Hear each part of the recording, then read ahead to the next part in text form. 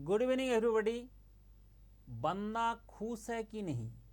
सबसे पहले बंदा खुश रहे फिर अपना काम करे।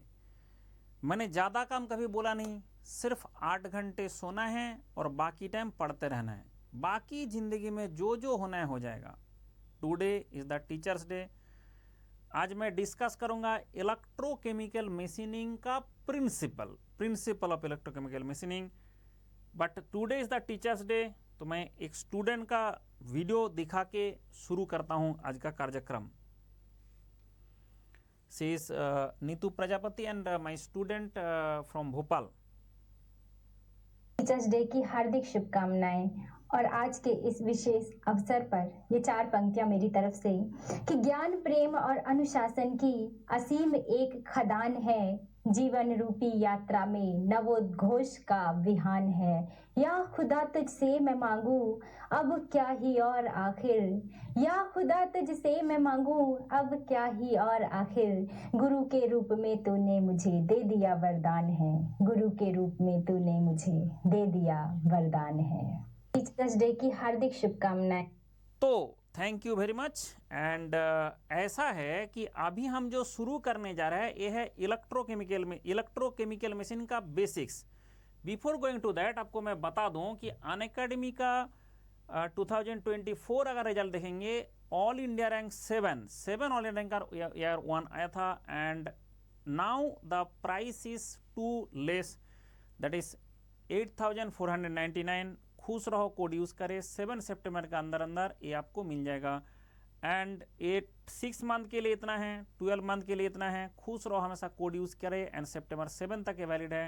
एंड 31 जो अगस्त है उस बैच में आप ज्वाइन कर सकते हैं। उसमें मैं भी एप्टीट्यूड पढ़ा रहा हूँ, सर मैथमेटिक्स पढ़ा रहा है, ऐसे निजी सर पढ़ा रहा है अप्लाइड थर्मो, तो इसमें भी आप ज्वाइन कर सकते हैं। शिखर बैच है 2026 के लिए। एंड ये होता है आइकॉनिक बैच के लिए। जो आइकॉनिक का स्टूडेंट है, जो आइकॉनिक अगर सब्सक्रिप्शन लेंगे तो आपको ये वाला मिलेगा।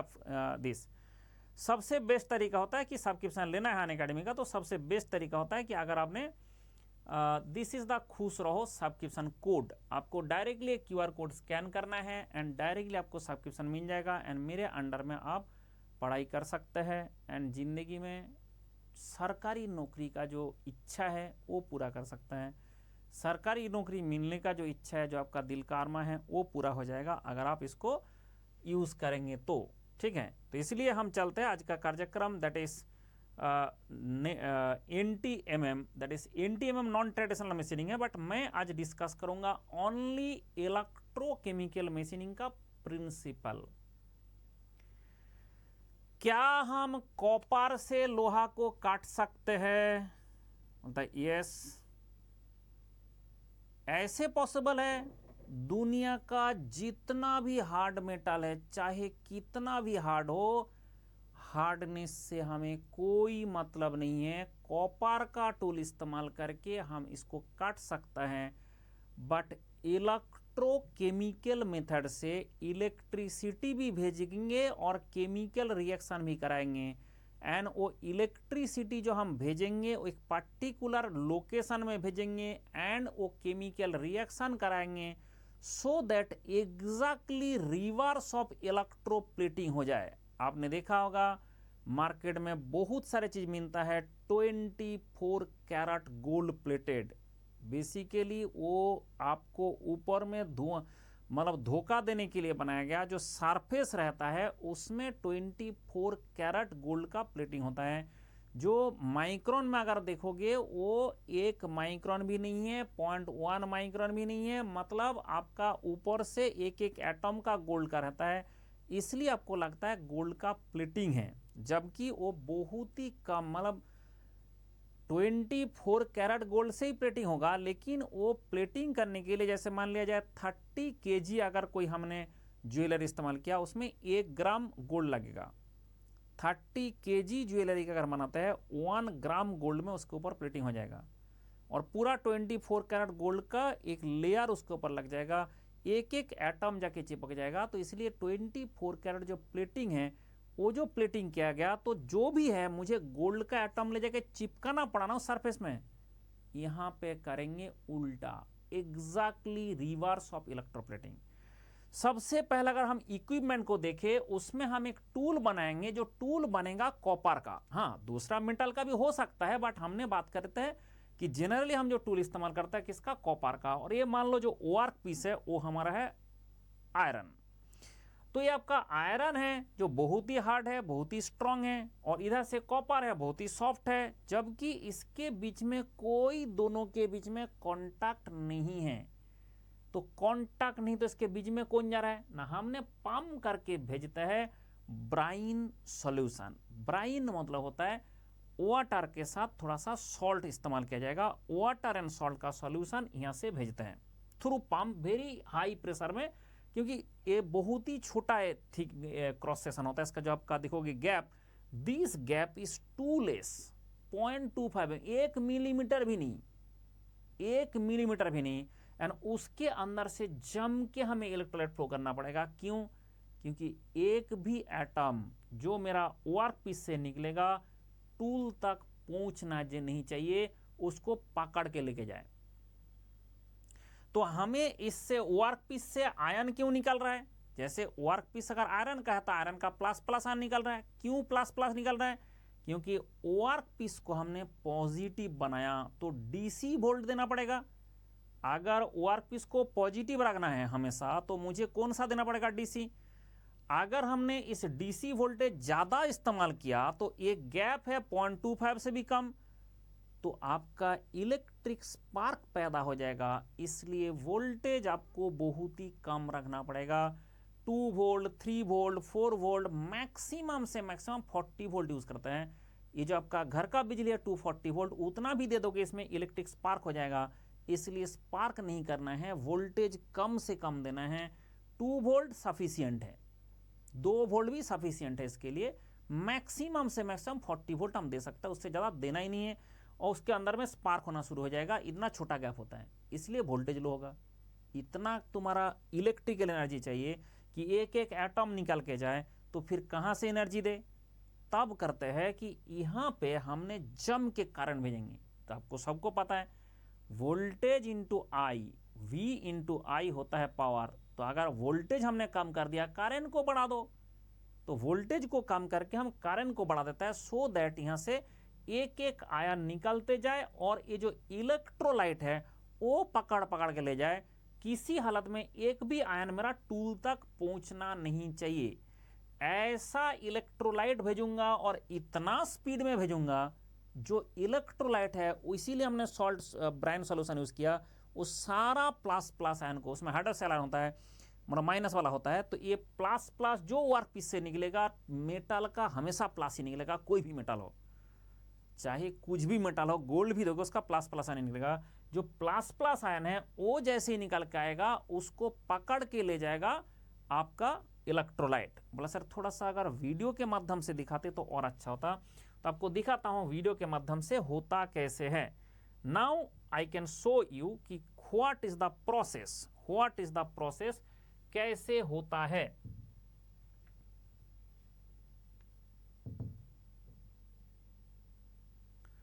तो now you can see, actually एक कंपनी का है, तो उन्होंने ऐड दी, एडवर्टाइजमेंट देने के लिए उन लोगों का मशीन बनाता है। तो now you can C ECM। आप देख सकते हैं कि यहाँ पे क्या होता है कि यहाँ पे आपका जो मेन काम है कि you can see this is the equipment. आपका जो वर्क पीस है यहाँ रखा हुआ है, टूल यहाँ पे रखा, उसके अंदर से इलेक्ट्रोलाइट भेजा जा रहा है। तो यू कैन सी कि इलेक्ट्रोलाइट ऐसे जा रहा है, और ये इलेक्ट्रोलाइट क्या कर रहा है, आयंस को लेकर आ रहा है। इसलिए आपको दिखेगा नहीं कि एक एक आयन कितना छोटा है, हमें दिखेगा नहीं, बट वो जो इलेक्ट्रोलाइट है उसी के साथ आ रहा है। Now you can see the tool, आपका शेप ऑफ द टूल आपको दिखाएगा ऊपर से, एंड शेप ऑफ द आपका वर्क पीस से आपको नीचे दिखाएगा। आप देख सकते हैं जैसा आपका टूल में गड्ढा था, ऐसा आपका है ऊंचा ऊंचा बना, जहां पर टूल में ऊंचा था यहाँ पे आपका गड्ढा गड्ढा बना है।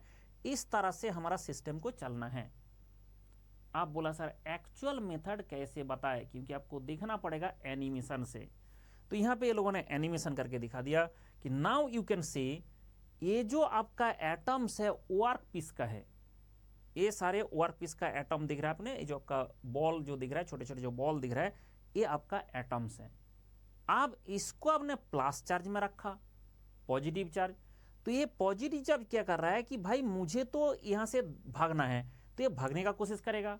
और ये आपका ऊपर में टूल है, ऊपर में टूल है, और ये जा रहा है इलेक्ट्रोलाइट। आप ये जो लाल पीला हरा लाल पीला व्हाइट वाला जो बना रखा है, यहाँ पे जो आपका माइनस माइनस आयन जा रहा है। अब ये कर दिया आपने प्लस, ये भाग रहा है यहाँ से और माइनस बैठा है, तो कौन ना इलेक्ट्रोलाइट माइनस है, ये पकड़ पकड़ के ले जाएगा। देखो इसको पकड़ पकड़ के ले जाएगा। आपका क्या हो रहा है कि जैसे देखो देखो देखो ये प्लस प्लस आयन जैसे ही निकला, ये जो मेरा इलेक्ट्रोलाइट है उसमें माइनस माइनस जो आयन है वो पकड़ पकड़ के ले जा रहा है। एक भी आपका जो प्लस प्लस आयन निकला है उसको टूल तक जाने नहीं देगा। तो जब यहां से प्लस प्लस आयन निकलता जा रहा है तो मेटल कम होता जा रहा है, तो मेटल रिमूव होता जा रहा है। और मेटल अगर रिमूव होता जा रहा है तो इसके मतलब हम जैसे शेप चाहते हैं, आपका भी दिखा रहा था कि टूल का जैसे हम शेप रखेंगे उसी शेप का मेरे पास प्रोडक्ट बनता जाएगा, क्योंकि जहां जहां से मेरा जितना नंबर ऑफ एटम जाएगा उतना वहां पे गड्ढा बन जाएगा। तो आप क्या चाहते हो, आप चाहते हो कि मेटल में रिमूव करे, क्योंकि आप केमिकल मशीनिंग करने जा रहे हो, मेटल रिमूव करे। उसके लिए कैसे निकालना है, एक एक एटम को ऐसे डिजोल्व करके निकालना है, इसलिए इसका नाम होता है आयोनिक डिसोल्यूशन। आज तक का जो सबसे ज्यादा पूछा गया सवाल है, आज तक का सबसे, आप देख सकते हैं ये आपका टूल है, ऊपर में टूल दिखा रहा है, तो टूल है तो टूल तक एक भी आयन नहीं जाएगा, सारे इसको पकड़ ले जाएगा। ये जो आपका लाल व्हाइट वाला जो चीज है ये तुम्हारा इलेक्ट्रोलाइट है, ये सारे एक भी एटम जो आपका नीचे से आया था उसको एक भी टूल तक पहुंचने देगा। टूल है तो उसके तरफ नहीं पहुंच देगा, क्योंकि ये माइनस में बैठा है ना, तो ये माइनस में बैठा है, ये आपका माइनस में बैठा है, तो ये जो चीज है उससे पहले ही सारा प्लस प्लस आयन को लेके भाग गया, तो इसके तरफ यहाँ तक कुछ आया ही नहीं, आपका वर्क पीस तक कुछ मतलब टूल तक कुछ पहुंचा ही नहीं। तो you can see that process कि प्लस प्लस आयन आता रहता है मेटल से एंड इलेक्ट्रोलाइट उसको पकड़ पकड़ लेके जाता है। प्लस प्लस आयन मेटल से आता रहता है, इलेक्ट्रोलाइट उसको पकड़ पकड़ लेके चला जाता है एंड एक भी आपका टूल तक नहीं पहुंचता है। सो आपका मेटल जो वर्क पीस है वो धीरे धीरे डिजोल्व होता जाएगा, उसके हिसाब से ये आपका कम होता जाएगा मेटल, ये सारा आपका दिखा रहा है। तो आप देख सकते हैं जब प्रोसेस, तो जो इलेक्ट्रोलाइट है वो आपका इलेक्ट्रोलाइट जो मेन चीज होता है जब प्रोसेस, तो इलेक्ट्रोलाइट ऐसा हमें चुनना पड़ता है, इलेक्ट्रोलाइट ऐसा हमें भेजना पड़ता है क्वांटिटी में, सो दैट हमारा जितना भी प्लस प्लस आयन निकलेगा सारे को ये पकड़ ले जाएंगे। माइनस माइनस आयन रहता है, हाइड्रोक्सिल आयन रहता है, वो क्या कर रहा है पकड़ पकड़ के उसको लेके जा रहा है, एक भी आपका टूल तक नहीं पहुंचने दे रहा है। This is the actual process. तो आपको समझ में आ गया कि आयन कैसे डिजोल्व होता है। आज तक गेट हो, आईएसओ, पीएसयू हो, दुनिया का जहां भी आप जाओगे एक ही सवाल पूछा जाता है, इलेक्ट्रोकेमिकल मशीनिंग में मेटल रिमूवल कैसे होता है। आप बोलोगे anodic dissolution, ion dissolution, ion dissolution, जो आपका प्लस प्लस आयन है ये डिसोल्व होता है, तो प्लस प्लस आयन आपका डिसोल्व होता है। एनोडिक डिसोल्यूशन क्योंकि आपका एनोड है प्लस, उसका प्लस प्लस आयन डिसोल्व होता रहता है। क्यों होता रहता है, क्योंकि वो प्लस प्लस आयन निकलता रहता है, क्योंकि वहां पे अपना प्लस पॉजिटिव वोल्ट देके रखा है, उसके चक्कर में आयन आता है और ये जो इलेक्ट्रोलाइट है वो पकड़ पकड़ लेके जाता है। ये आपको फिर बाद में डेब्रिस फॉर्म में मिल जाएगा, ये आपका जो प्लस प्लस आयन है डेब्रिस फॉर्म में मिल जाएगा। इसमें जो इतना करंट दे रहा हो, इतना वोल्टेज दे रहा हो, क्या हीट नहीं पैदा होगा, हीट पैदा होगा, तो उसको हम कोल्ड करेंगे। तो जो इलेक्ट्रोलाइट है इसको हम पहले छलनी से मतलब स्ट्रेनर से उसको निकालेंगे, उसके अंदर से डेब्रिस, एंड उसके साथ साथ इसको कोल्ड करेंगे, कूलिंग करके फिर दोबारा इसको इस्तेमाल करेंगे। This is the simple method. तो मेरे हिसाब से आपको अभी मेथड समझ में आ गया कि कैसे इलेक्ट्रोकेमिकल मशीन में आयन डिसॉल्व कर करके एनोडिक डिसोल्यूशन होके हमारा मेटल रिमूवल होता है। ठीक है, गॉट इट और नॉट। तो ये तो दिख ही गया कि किस तरह से होता है। अब हम जा रहा है कि सर ये तो हो गया आपका, चलो आयन डिसोल्यूशन हो रहा है, लेकिन हमारा वर्क पीस जैसा है ऐसा कैसे बन रहा है, जो हमारा जो वर्क पीस है उस तरह कैसे बन रहा है, मतलब जैसे हमारा टूल है, टूल में हमारा जो टूल है, टूल से वर्क पीस का शेप कैसे चेंज हो रहा है। तो हमने देखा कि ये आपका टूल है, ऊपर वाला आपका टूल है और नीचे बना वर्क पीस है। तो आप देख सकता है कि दिस इज वर्क पीस, ये हमने जो बना के रखा है दिस इज वर्क पीस, ऐसे हमारा ये वर्क पीस है यहाँ से यहाँ तक। दिस इज स्ट्रेट, पहले आपका फ्लैट सरफेस है, बट आपका टूल ऐसे टाइप का बना हुआ है। आप मुझे बताइए कि जब यहां पे डिस्टेंस कम है, आपने इसमें प्लस लगा रखा है पॉजिटिव वोल्ट, इसमें माइनस लगा रखा है, तो ये डिस्टेंस कम होने के कारण रेजिस्टेंस यहां का कम है। और यहाँ पे डिस्टेंस ज्यादा होने के कारण इसके अंदर तो इलेक्ट्रोलाइट फ्लो कर रहा है ना, क्योंकि तुम्हारा टूल आपका करेक्ट शेप टूल तो हमारा हॉरिजॉन्टल फ्लैट शेप का है नहीं। अब जहां पे डिस्टेंस कम होगा वहां पे रेजिस्टेंस कम होगा, तो इलेक्ट्रिसिटी ज्यादा फ्लो करेगा, तो करंट डेंसिटी ज्यादा है। In this location current density ज्यादा है। अगर करंट डेंसिटी ज्यादा है, जम के एटम यहां से निकलेगा। अगर यहां से एक एटम जब तक निकल रहा है, यहां से 5 एटम निकल जा रहा है, भाई एटम यहां भी निकलेगा क्योंकि यहां भी करंट फ्लो कर रहा है, बट करंट कम फ्लो कर रहा है, नंबर ऑफ एटम कम जाएगा। यहां पे करंट ज्यादा फ्लो कर रहा है, नंबर ऑफ एटम ज्यादा जाएगा। इसके कारण आपका जिस लोकेशन का डिस्टेंस कम होगा उस लोकेशन का ज्यादा से ज्यादा एटम जाएगा। जिसका डिस्टेंस ज्यादा होगा वहां से भी एटम निकलेगा, वहां से भी एटम डिजॉल्व होगा, वहां से भी आयन डिजॉल्व होगा, लेकिन कम होगा। इसके कारण जब हमने नेक्स्ट स्टेप में जाके देखा कि ये जो जहां पे आपका डिस्टेंस कम था वहां पे गड्ढा ज्यादा बन गया। अब थोड़ा देर में हो रहा है, ये आपका थोड़ा देर में हो रहा है, लेकिन हमने क्या करेंगे, इलेक्ट्रोड जो आपका वर्क पीस टूल है इसको हमने थोड़ा नीचे भेज देंगे, क्योंकि गैप ज्यादा नहीं होना चाहिए। अगर गैप ज्यादा हो गया तो हमारा काम होगा नहीं, क्योंकि आपका इतना रेजिस्टेंस हो जाएगा कि आपका प्लस प्लस आयन ढंग से जाएगा नहीं। तो हमने क्या करता है, इसको एक सार्बो मैकेनिज्म लगा देता है जो इस गैप को प्रॉपर मेंटेन करे। अगर मैंने सेट कर दिया 0.25 तो ये 0.25 ही रहेगा। जैसे ही थोड़ा सा डीजल होकर इसका गैप ज्यादा होगा तो तुरंत आपका सेंसर सेंस करके इसको गैप को मेंटेन कर देगा। एक सार्बो मैकेनिज्म से ये दोनों को गैप मेंटेन किया जाता है। मतलब वर्क पीस एक ही रहेगा बट डीजल होता जाएगा, उसके कारण गैप बढ़ेगा, वो गैप बढ़ने नहीं देगा। एक एक एटम जैसे निकालेगा उस हिसाब से भी मूव कर जाएगा इलेक्ट्रोड। आप दिखाई दे रहा है कि जब वेरिएशन आपका जिस तरह से जा रहा है उसी तरह से आपका होता जाएगा। होते होते होते होते अगर टूल का शेप मेरा ऐसा टाइप का था, वर्क पीस आपका पहले ऐसा टाइप का था, फाइनली जो शेप बनेगा आपका जो वर्क पीस है वो ऐसे ऐसे बन जाएगा एंड टूल आपका पूरा इसके अंदर में घुस जाता है। तो ऐसे करके जो बनता है इसको बोलते हैं सिंकिंग।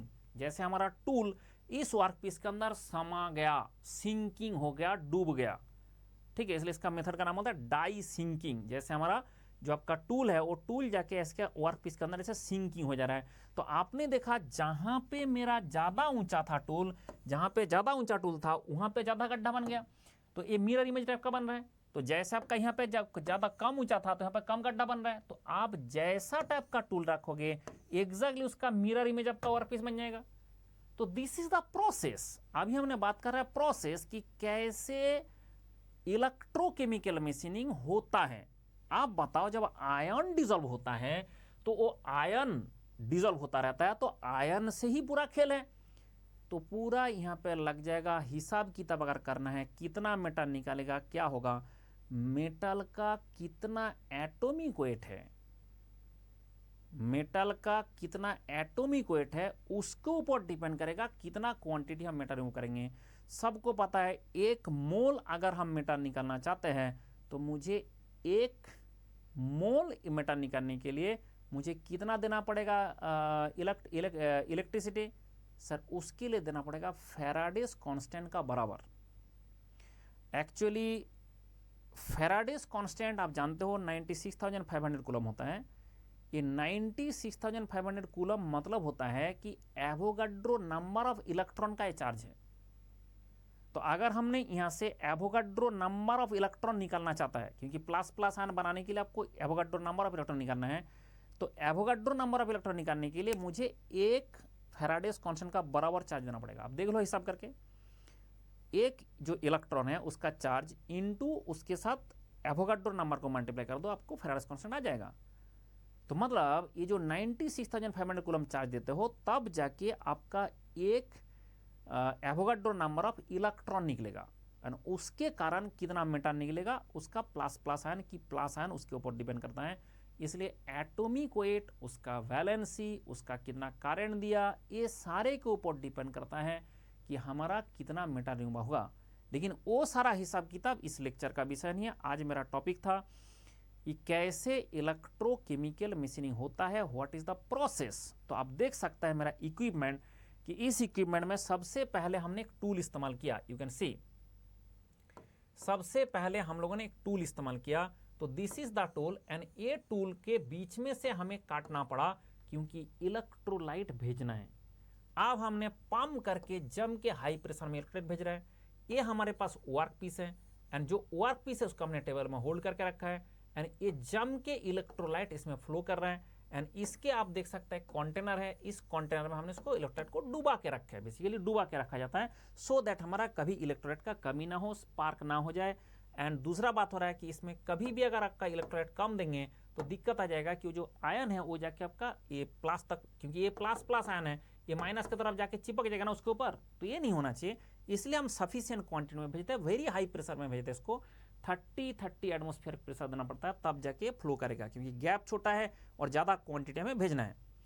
आप बोल रहे हैं सर बताइए अगर प्लस है तो प्लस किसको देंगे? वर्क पीस को हमने पॉजिटिव लगा देता है, एंड आपका टूल को हमने नेगेटिव लगा देता है। कितना volt? Sir low voltage high current, हमेशा ध्यान रखिए लो वोल्टेज। क्यों? क्योंकि इसका गैप कम है। अगर हमने वोल्टेज ज़्यादा देंगे तो आपका स्पार्क हो जाएगा, जो अलाउड नहीं है। यहाँ पे आपको आयन डिजॉल्व होना चाहिए, स्पार्क नहीं होना चाहिए। एंड हाई करंट क्यों? भाई तुम इतना पावर कहाँ से लाओगे जब करंट आपका, वोल्टेज आपका कम है, करंट ज़्यादा नहीं दोगे, V इंटू आई पावर कहाँ से आएगा? तो उसके चक्कर में हमें लो वोल्टेज हाई करंट देना पड़ता है पावर सप्लाई। अब होता है सर ये जो इलेक्ट्रोलाइट आपका निकल के आया उसको रीयूज करना है। तो सबसे पहले हम इसको भेजेंगे, भेजने के बाद सेंट्रीफ्यूज करके एक चीज़ है जो घुमाता रहता है, जैसे हमारा माखन निकल आता है उस तरह से, क्योंकि माखन का डेंसिटी कम है अंदर आ जाता है। तो यहाँ पे वाटर का डेंसिटी कम है, ब्राइन सॉल्यूशन का डेंसिटी कम है, मेटल का ज़्यादा है, वो बाहर चला जाएगा। अब जो वो बाहर चला जाएगा अंदर से हमने उसको निकाल लेंगे, निकाल के स्लाज यहाँ पे कर देंगे, एंड बाकी जो लिक्विड है उसको भेजेंगे। एंड भेजने के बाद भी हम यहाँ पे फिल्टर के थ्रू फिल्टर करना पड़ता है, कूलिंग करना पड़ता है, उसके बाद पंप करके फिर हम वापस भेज देता है। तो मतलब ये पूरा सिस्टम है कि भाई यहाँ से निकालो, फिर उसका सेंट्रीफ्यूज करके उसका जितना भी स्लाज है, मतलब जो आपका डिब्रिस उसको निकाल दो, फिर उसको कूलिंग करो, कूलिंग करके आपने पंप कर दो, पंप करके आपने दोबारा उसको भेज दो। तो ये चला था आपका circuit of the electrolyte, and इधर से आपका बिजली का सर्किट ऐसे चल रहा है, और ये आपका जो टूल है उसको मूव करना पड़ता है लगातार। इसके लिए कांस्टेंट फीड रेट देने के लिए हम इस्तेमाल करते हैं, that is known as servo mechanism. तो ऐसे करके होता है electrochemical machining. I am sure आपने देखा, एंड आई एम श्योर आपने समझ गया कैसे होता है। तो इसलिए एक बार आपको दिखा देता हूं कि जो आपका मेन खेल है वो मेन खेल ऐसे है कि आपका जो इलेक्ट्रोलाइट है, यहां से देखते हैं, आपका जो टूल है उसका शेप से इसका शेप बनेगा, टूल का मिरर इमेज इसमें बनेगा, टूल का मिरर इमेज हमारा वर्कपीस में बनेगा।